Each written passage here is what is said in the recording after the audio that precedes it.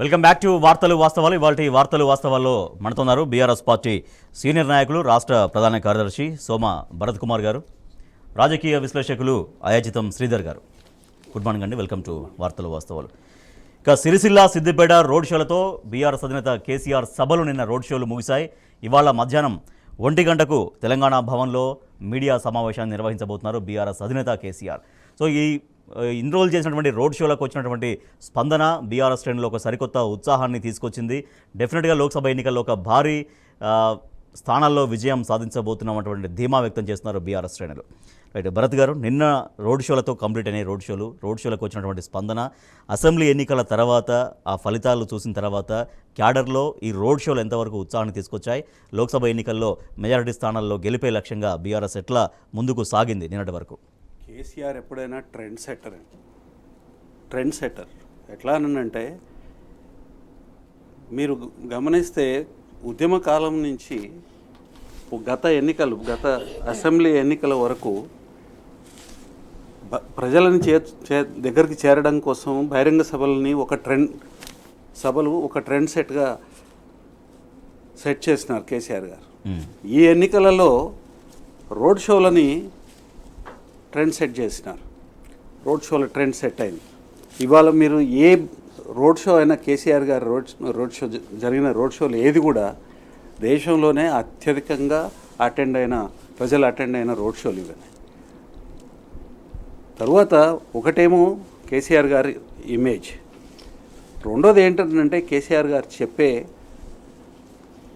ఉపన్యాసం ఏదైతే ఉందో ప్రజల యొక్క బాధలకి, ప్రజల యొక్క ఆశలకి, ఆశయాలకి అది ప్రస్ఫుటిస్తుంది. అందుకను ఈ రోడ్ షోలు చాలా ప్రజాదరణ పొందినాయి. తర్వాత మరీ ముఖ్యంగా కల్మినేషన్ ఏదైతే జరిగిందో సిద్దిపేట రోడ్ షో కానివ్వండి, అంత మునుపు జరిగిన సిరిసిల్ల రోడ్ షో కానీ, నభూతో నభవిష్యత్ అన్నట్టుగా ప్రజలు అటెండ్ అయినారు. ఒకటి రోడ్ షోలని మనము ఎక్స్ప్లెయిన్ చేయడం కోసం ఈ పదాలు వాడుతున్నా కానీ ఒకటేందంటే 5 నెలల కాలంలో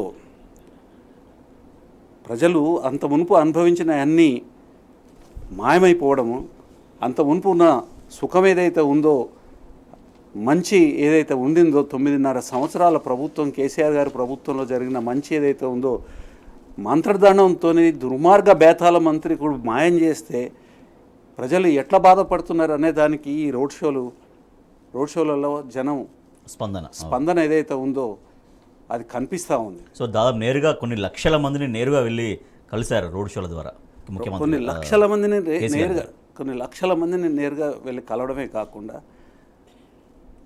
అవకాశం ఉన్న ప్రతి చోట ప్రజలతో కూర్చొని హోటళ్ళల్లో, తర్వాత పొలాలల్లో, ఇండ్లల్లో దారి పొడుగున కూర్చొని ప్రజల యొక్క బాధల్ని విని ప్రజలకి ఒక స్వాంతన అనేది పలికి, మంచి రోజులు ముందు ఉన్నాయి, ఖచ్చితంగా దీన్ని కంట్రోల్ చేయాలనంటే, ఈ దుర్మార్గాన్ని కంట్రోల్ చేయాలనంటే సరైన పద్ధతిలో ఓటింగ్ జరగాలి, సరైన పద్ధతిలో మీరు మీ ఓటును వినియోగించుకొని వీటిని నిరంతరం వీటిని వ్యతిరేకించే ఒక ఫోర్స్ బీఆర్ఎస్ మాత్రమే. కాబట్టి మీరు బీఆర్ఎస్కు ఓటేయాలనేది చాలా స్పష్టంగా ఉన్న సమస్యల్లో నుంచి చేయాల్సిన పని ఏందో కేసీఆర్ గారు ఈ రోడ్ షోల ద్వారా ప్రజలకి తెలియజేయడం జరిగింది. మీరు ఈ రోడ్ షోల మీద తర్వాత బీఆర్ఎస్ ఏ రకంగా అయితే బ్రహ్మాండంగా మళ్ళీ స్టేజ్ మీదకి ఎట్లా వచ్చింది, రాజకీయ రంగంలో మళ్ళా ఒక బలమైన ప్రత్యర్థిగా ఎట్లా వచ్చింది అనేది స్టేట్స్మెన్ పత్రిక చాలా గొప్పగా వాళ్ళు రాశారు. రాసింది వాళ్ళ నమస్తే తెలంగాణలో మెయిన్ పేజీలో వచ్చినది చూడండి మీరు. ఇదంతా కూడా అనూహ్యంగా పుంజుకోవడానికి, ప్రజలు బాధల్లో నుంచి ఒక రకమైన నైరాశ్యంలోకి పడకుండా దాన్ని ప్రభుత్వం మీద బాణంగా ఎక్కుపెట్టే దానికోసం, తర్వాత మళ్ళీ సాధించుకునే దానికోసం, ప్రభుత్వం మెడల్ వంచే దానికోసము ప్రజల్ని సమాయత్తం చేసే కార్యక్రమాన్ని కేసీఆర్ గారు ఈ రోడ్ షోల ద్వారా బ్రహ్మాండంగా చేస్తున్నారు. ఇవాళ ప్రజలకి ధైర్యం వచ్చింది, కొట్లాడే తత్వాన్ని మళ్ళీ నూరిపోస్తున్నారు. తద్వారా ఏంటంటే దుర్మార్గం చేసే పాలకులకి ఖచ్చితంగా వాళ్ళు ముక్తాడేస్తారు. రైట్ శ్రీధర్ గారు, రోడ్ షోలలో కేసీఆర్ గారు ఎక్కడికి వెళ్ళినా కూడా పూర్తి విశ్వాసాన్ని వ్యక్తం చేశారు. గరిష్టంగా దాదాపుగా 12 సీట్లు డెఫినెట్గా గెలుచుకుంటామన్నటువంటి ఆ ధీమా వారు వ్యక్తం చేశారు. ఓవరాల్గా స్టార్టింగ్ దగ్గర నుంచి నిన్నటి రోడ్ షోల వరకు వచ్చినటువంటి జనం స్పందన, వాట్లల్లో వారు లేవనెత్తినటువంటి అంశాలు, ఆలోచింపజేసే విధంగా సాగిన ప్రసంగాలు అవన్నీ కూడా ఎట్లా చర్చనీయాంశంగా ఉన్నాయి వాళ్ళ తెలంగాణ సమాజంలో? కేసీఆర్ గారు ప్రస్తావించిన అంశాల విషయంలో ప్రజలు మళ్ళీ ఆలోచనలో పడ్డారు.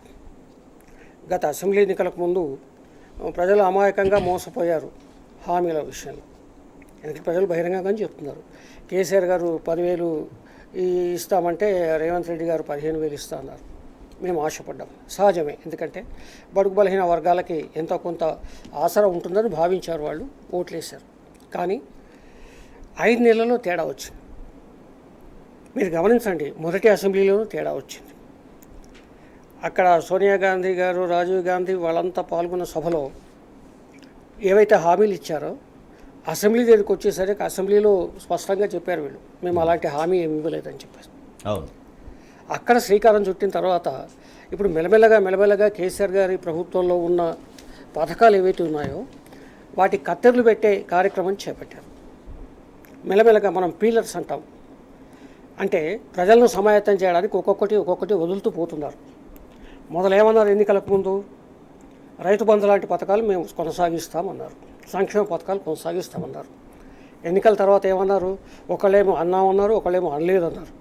తర్వాత ఇప్పుడేమంటున్నారు, ఇవాళ మనం పత్రికల్లో చూసాం, రేవంత్ రెడ్డి గారు సమాధానం ఇచ్చారు. ఏంటంటే అసెంబ్లీలో చర్చ పెట్టిన తర్వాత రైతు బంధు విషయంలో కానీ మిగతా పథకాల విషయంలో కానీ మేము అంచనాకు వచ్చిన తర్వాత మేము ప్రకటిస్తాము. అసెంబ్లీ సమావేశం అయ్యేది ఎప్పుడు, చర్చ పెట్టేది ఎప్పుడు, అది జీవోగా వచ్చేది ఎప్పుడు, ప్రజలకు అందేది ఎప్పుడు? అంటే కాలయాపన కార్యక్రమం. కొందరేమో అర్హులైతేనే ఇస్తాం, లేకుంటే ఇవ్వం. మరి అర్హులు ఎవరు, అనర్హులు ఎవరు? ఇది తెలియదు ఎట్లా? మళ్ళా ప్రజలు పొలోమని పరిగెత్తాలి, ఎంఆర్ఓ ఆఫీస్ చుట్టూ కానీ, తహసీల్ ఆఫీస్ చుట్టూ కానీ, ఆర్డీఓ ఆఫీస్ చుట్టూ కానీ.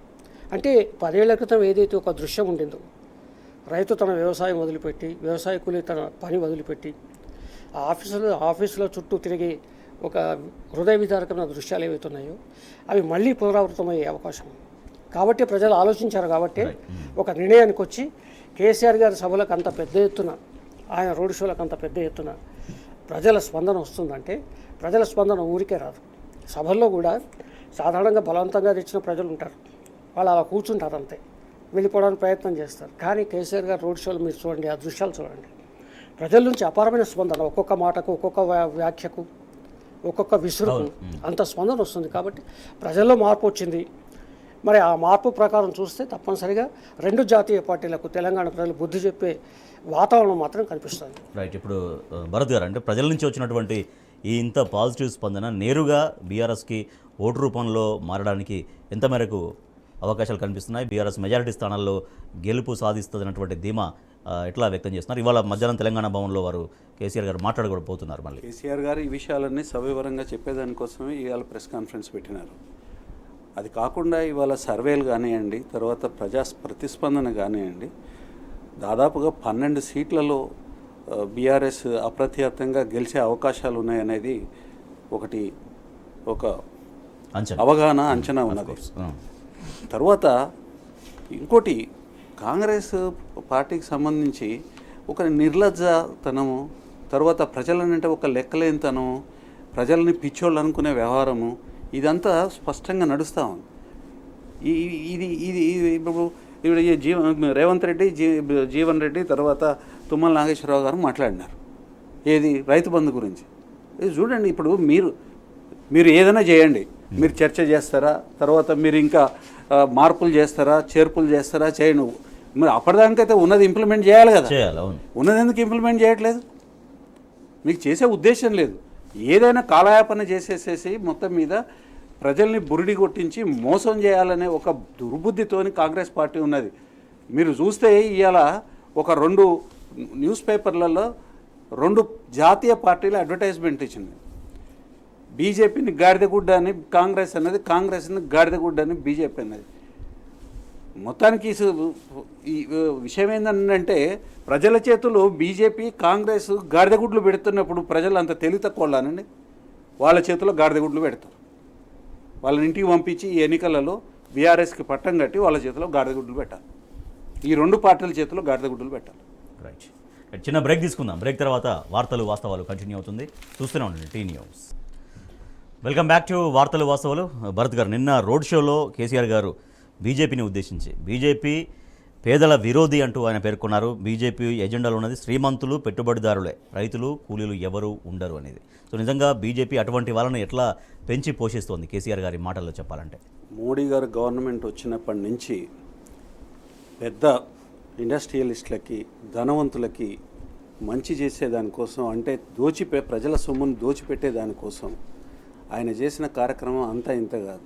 దాదాపుగా ఒక 10 లక్షల కోట్ల రూపాయలు ధనవంతులు, తర్వాత పారిశ్రామికవేత్తలు ఎవరైతే పారిశ్రామికవేత్తలు ఎవరైతే ఉన్నారో బ్యాంకులకు అప్పులు తీసుకొని ఎగ్గొట్టేదానికి చట్టబద్ధమైన హక్కులను కల్పించినాడు. వాడు 1000 రూపాయలు ఇవ్వాల్సి ఉంటే 11 రూపాయలు, 12 రూపాయలు కట్టిన సందర్భాలు ఉన్నాయి. దానికి 1000 రూపాయలకి అప్పు మాఫీ చేసేదానికోసం ఆయనకి రైతులకి ఉచితంగా కరెంట్ ఇద్దాము, ఉత్పత్తి పెరుగుతుంది, లక్షలాది కోట్లాది మంది రైతులు వాళ్ళ జీవితాలు బాగుపడతాయనంటే ఆయనకు మనసు ధరించలేదు. మోడీ గారికి మనసు ధరించలేదు. ఏది ఇచ్చినారండి మోడీ గారు? ఏ దాంట్లో? తర్వాత రైతులకి రుణం మాఫీ చేస్తే ఎంత కష్టమవుతుందండి? 1,00,000 కోట్ల రూపాయలు ఇస్తే మొత్తం దేశవ్యాప్తంగా ఉన్న రైతుల రుణాలన్నీ మాఫీ అయిపోతాయి. ఎందుకు చేయడు? మోడీ చేయడు, కాంగ్రెస్ ప్రశ్నించదు. తర్వాత మీకు ఇప్పుడు గోదావరి నీళ్లు ఎత్తుకపోతానండి, నదుల నీళ్ళన్నీ పోయి సముద్రంలో కలుస్తుంటే ఆ నీళ్ళని ప్రజలకి వచ్చేటట్టుగా తర్వాత అన్ని నదులను అనుసంధానం చేయడము, లేకపోతే వాటిలో ప్రాజెక్టులు, ఇప్పుడు కాళేశ్వరం కట్టిన పద్ధతిలో ప్రాజెక్టులు కట్టి రైతులకు ఇస్తే రైతులు బాగుపడతారు కదా. రూపాయి ఖర్చు పెట్టేదానికి ఆయన మనసు ఒప్పదు రైతుల కోసం. ఎందుకు చేయట్లేదు? తర్వాత దుర్మార్గం ఏంటంటే రైల్వే అనేది పేద ప్రజలకి ఒక గొప్ప సౌకర్యం. ఆ సౌకర్యాన్ని ఇవాళ పేదోడు రైలు ఎక్కేదానికి వీల్లేని పద్ధతుల్లో తయారు చేసి పెట్టిండు. తర్వాత రైళ్ళని ఆదానికి అప్పచెప్పిండు. ఆదానిది ఇవాళ ప్రైవేట్ రైలు ఇవాళ పట్టాలు ఎక్కి నడుస్తూ ఉంది. జనం చోద్యం చూడాల్సిన పరిస్థితి, నిస్సహాయాలను చేస్తూ ఉన్నారు. ఈ 10 సంవత్సరాల కాలంలో దరిద్రాన్ని పెంచిన ఘనత ఆయనది, దేశం యొక్క అప్పులను పెంచిన ఘనత ఆయనది, రూపాయి విలువ తగ్గించిన ఘనత ఆయనది, ప్రజల నెత్తిన భస్మాసుర హస్తం పెట్టి అడిగే వాళ్ళకి శటకోపం పెట్టి ఘనత మోడీ గారిది. ఇవన్నీ చేస్తుంటే కనీసం నోరెప్పి ప్రశ్నించని ప్రతిపక్షం కాంగ్రెస్. తర్వాత ఇక్కడ కాంగ్రెస్ దారుణాతి దారుణంగా 10 సంవత్సరాలు ప్రజలు అనుభవించిన పథకాలన్నింటినీ మూతబెడితే ఒక్క మాట కూడా అడగని ప్రతిపక్షం ఏది? బీజేపీ. ఈ రాష్ట్రంలో వీళ్ళిద్దరు తోడు దొంగలు, ప్రజల్ని ముంచేదానికోసం తోడు దొంగల్లాగా వీళ్ళిద్దరు ఒకరికొకరిని సపోర్ట్ చేసుకునే పద్ధతే తప్ప వీళ్ళు ప్రజలకి సహాయకారకంగానే అనుకూలంగా కానీ ఎన్నడూ లేదు. ఆ విషయాలన్నింటినీ కూడా కేసీఆర్ గారు ఈ రోడ్ షోలలో చాలా విస్పష్టంగా ప్రజలకి వివరించడం జరిగింది. రైట్ శ్రీధర్ గారు, నిన్న సిరిసిల్ల రోడ్ షోలో అక్కడ చేనేత కార్మికుల సమస్యల గురించి వారు ప్రస్తావించారు కేసీఆర్ గారు. గతంలో బీఆర్ఎస్ ప్రభుత్వ హయాంలో వాళ్ళని ఎట్లా అప్లిఫ్ట్ చేసే ప్రయత్నం చేశాం, బట్ చేనేత పైన జీఎస్టీ వేసినటువంటి మొట్టమొదటి ప్రధాని నరేంద్ర మోడీ అంటూ చాలా తీవ్రంగా మండిపడ్డారు కేసీఆర్ గారు. దాంతోపాటుగా ఇప్పుడున్నటువంటి రాష్ట్ర ముఖ్యమంత్రి ఇది ఒక మూర్ఖపు ప్రభుత్వం, మూర్ఖపు ముఖ్యమంత్రి అనేది వారు నిన్న మాట్లాడారు. చేనేత మీద జీఎస్టీ చాలా దారుణం. ప్రభుత్వం ఆదాయ మార్గాలు ఎంచుకోవచ్చు, తప్పులేదు. ప్రజలు పన్నులు పెడితేనే ప్రభుత్వాలు నడుస్తాయి, కాదని లేదు. కానీ ఇందాక భరత్ గారు చెప్పినట్టుగా కార్పొరేట్ శక్తులకు పన్నుల మినహాయింపు, రుణాల మాఫీ, ఎగవేతదారులు విదేశాలకు వెళితే కళ్ళప్పగించి చూడడం, ఎవడ విజయ్ మాల్యా కానీ, నీరవ్ చోక్సీ కానీ, మోడీ కానీ, వీళ్ళంతా కూడా విదేశాల్లో ఉంటున్నారు, తలదాచుకుంటున్నారు. కోట్ల రూపాయలు ఎగ్గొట్టిపోయినారు. ఉలుకు పలుకులేదు ఆ విషయాల్లో. ఈ జిఎస్టీ విషయంలో కూడా రాష్ట్రాలకు వాటా ఉంటుంది. కేంద్రం ఏం చేస్తుందంటే చాలా చాకచక్యంగా మోడీ గారి ప్రభుత్వం పన్ను అంటే వాటా అడుగుతారని చెప్పేసి సర్ఛార్జీలు వేస్తున్నారు. జిఎస్టీ ఎంత దుర్మార్గం అంటే మీలాంటి నాలాంటి మధ్యతరగతి ప్రజలు ఒక ఇడ్లీ తిని కాఫీ తాగినా కూడా మనం జిఎస్టీ చెల్లించాల్సింది. అటువైపు లక్షల కోట్లు మాఫీ చేస్తున్నారు. బ్యాంకులో ఒక రైట్ ఆఫ్ అనే విధానం ఉంటుంది. ఒక మొండి బకాయి ఉంటే దాన్ని పక్కన పెట్టేస్తారు. సాధారణ ప్రజలు, మధ్యతరగతి ప్రజలు ఏవైనా లోన్లు తీసుకుంటే కట్టకపోతే ఇంటి మీదకి వస్తారు, నోటీసులు ఇస్తారు, ఇవన్నీ చేస్తారు కదా. మరి లక్షల కోట్లు ఎగవేస్తే కార్పొరేట్ శక్తులు ఉలుకు పలుకు లేదు. ఇక రెండవది పబ్లిక్ రంగ సంస్థలను ప్రైవేటీకరణ చేయడం అంటే కార్పొరేట్ శక్తులకు ఆదాయ వనరులు సమకూర్చడం ఒకటైతే, బడుగు బలహీన వర్గాలకు ఏవైతే రిజర్వేషన్స్ ఉంటాయో ప్రైవేట్ రంగంలో అవి ఉండే అవకాశం లేదు. కాబట్టి పబ్లిక్ రంగ సంస్థల్ని ప్రైవేటైజ్ చేయడం వల్ల బడుగు బలహీన వర్గాలకు కూడా, ఎస్సీ ఎస్టీ బీసీలకు కూడా అన్యాయం జరిగే ఒక పెద్ద కుట్రకు తెరలేపింది మోడీ గారి ప్రభుత్వం. కాబట్టి రైల్వేస్, షిప్పింగ్, రోడ్లు, టెలికాం ఇవన్నీ కూడా ప్రైవేటైజేషన్ చేసే కార్యక్రమం చేపట్టారు. మూడవ కుట్ర ఏంటంటే, ఒకదాన్ని ప్రైవేటైజ్ చేయాలంటే దాన్ని నిర్వీర్యం చేయాలి. ఫస్ట్ నిర్వీర్యం చేసిన తర్వాత ప్రైవేటైజ్ చేయాలి. ఎందుకు నడవట్లేదు, లాభాలు లేవు కాబట్టి మూసేస్తున్నామని చెప్పొచ్చు, అప్పగిస్తున్నామని చెప్పొచ్చు. దానికోసమని టెలికాం రంగంలో బిఎస్ఎన్ఎల్ అద్భుతంగా ఉండింది. దాన్ని నిర్వీర్యం చేయడానికి కార్పొరేట్ శక్తుల టెలికాం రంగాన్ని పైకి లేపి బిఎస్ఎన్ఎల్ నిర్వీర్యం చేశారు. చేసే క్రమంలో అపాయింట్ చేయలేదు కొత్త ఉద్యోగుల్ని, సౌకర్యాలు కల్పించలేదు, ఆటోమేటిక్గానే అది శిథిలమయ్యే పరిస్థితికి వచ్చింది. అట్లాగే రైల్వేస్, షిప్పింగ్ ఇలాంటివి అసలు ప్రజలు కానీ 75 ఏళ్ల భారత స్వాతంత్రం వచ్చిన తర్వాత 75 ఏళ్ల భారత ప్రజలు కానీ ఏనాడు ఇవి ప్రైవేట్ పరమైతే ఎవ్వడూ ఊహించాలి. దేశానికి జీవనాడులు ఇవన్నీ కూడా, వాటిని కూడా వాళ్ళు ప్రైవేట్ పరం చేసే కార్యక్రమం మోడీ గారు చేపడుతున్నారు. కాబట్టి కేసీఆర్ గారు పద్మశాలీల విషయంలో, నేతన్నల విషయంలో మాట్లాడితే ఎలక్షన్ కమిషన్ ఏం చేసింది? 2 రోజులు దూరం ఊహించింది. ఎంత దుర్మార్గం! మాట్లాడింది దేనికోసం, ఎవరికోసం? పద్మశాలీలకు మీరు జిఎస్టీ ఇవ్వడం ఏంటి, వాళ్ళకి అన్యాయం ఏంటి, వాళ్ళ గురించి కాంగ్రెస్ వాళ్ళు కూడా చాలా దుర్మార్గంగా మాట్లాడుతున్నారు. కాబట్టి ఆయన ఆవేశంగా మాట్లాడారు. మాట్లాడితే 2 రోజులు ఆయన గొంతు మీద నిషేధం విధించింది ఈ ప్రభుత్వాలు, ఈ ఎలక్షన్ కమిషన్. ఇవన్నీ ఆలోచిస్తే ఏంటంటే, మోడీ గారి ప్రభుత్వం కానీ, గతంలో కాంగ్రెస్ ప్రభుత్వం కానీ ఏనాడు కూడా పేదల పక్షాన ఉండలేదు. అదే స్పష్టమవుతుంది. కాబట్టి ఇప్పుడు కేసీఆర్ గారి మాట పట్ల కానీ, ఆయన రోడ్ షోల పట్ల కానీ ఇంతగా జనం ప్రతిస్పందన కల్పిస్తుంది. రైట్, మరో చిన్న బ్రేక్ తీసుకుందాం. బ్రేక్ తర్వాత వార్తలు వాస్తవాలు కంటిన్యూ అవుతుంది. చూస్తూనే ఉండండి T news. Welcome back to వార్తలు వాస్తవాలు. 6 గ్యారంటీలే కాంగ్రెస్ ప్రభుత్వానికి గుదిబండలుగా మారాయి. పథకాలు అమలు చేయలేక ప్రభుత్వం సతమతమవుతుంది, ఆగమాగమవుతుంది. దీంతో ప్రజల విశ్వాసం ప్రభుత్వం కోల్పోతుంది. ముఖ్యమంత్రి సహా మంత్రులందరూ కేవలం పైకి మేఘపోతూ గాంభీర్యాన్ని మాత్రమే ప్రదర్శిస్తున్నారు. కాంగ్రెస్పై క్షేత్రస్థాయిలో తీవ్ర వ్యతిరేకత ఉందనేది ప్రధానంగా మనకు ఒక వార్త చూస్తున్నాం పత్రికల్లో. భరత్ గారు, 6 గ్యారంటీలు ప్రభుత్వానికి ఎట్లా గుదిబండలుగా మారినాయి? అంటే గుదిబండలుగా మారడం కాదండి, అవి గుదిబండలు చేయాలనే తర్వాత ఇంప్లిమెంట్ చేయాలనే ఉద్దేశం వాళ్ళకి ఎన్నడుందండి? ఇప్పుడు కేసీఆర్ గారు ఒక మాట నిన్న ఒకటి స్పష్టంగా చెప్పింది, ఈ రాష్ట్ర ముఖ్యమంత్రి మూర్ఖుడు అని. మూర్ఖుడు కాబట్టికనే ఇవాళ అవి గుదిబండలు అయినాయి. ఎవడైనా ఏదైనా ప్రామిస్ చేసేటప్పుడు దానికి సంబంధించి సాధ్యాసాధ్యాలను చూసి చేయాలి.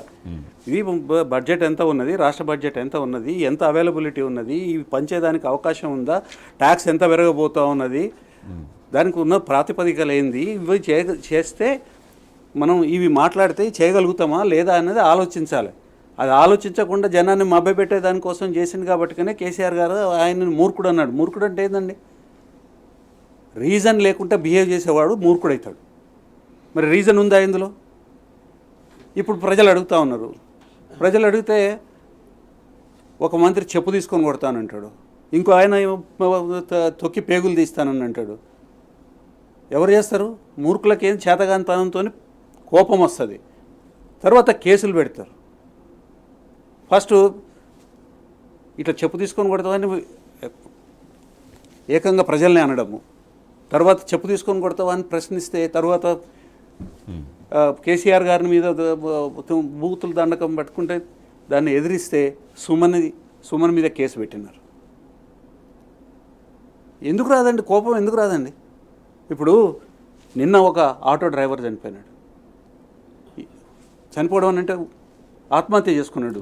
ఇవి ఈ మూర్ఖపు దీని మూలంగా తర్వాత ఇవాళ వరికుప్ప మీదనే పడి చనిపోయిన రైతు ఏది సిద్దిపేట జిల్లాలో. ఏందండి అరాచకం? ఈ అరాచకాన్ని ప్రశ్నిస్తే కేసులు పెడతారా, బాగు చేస్తారా? ఎవడు చేయమన్నాడు నిన్ను?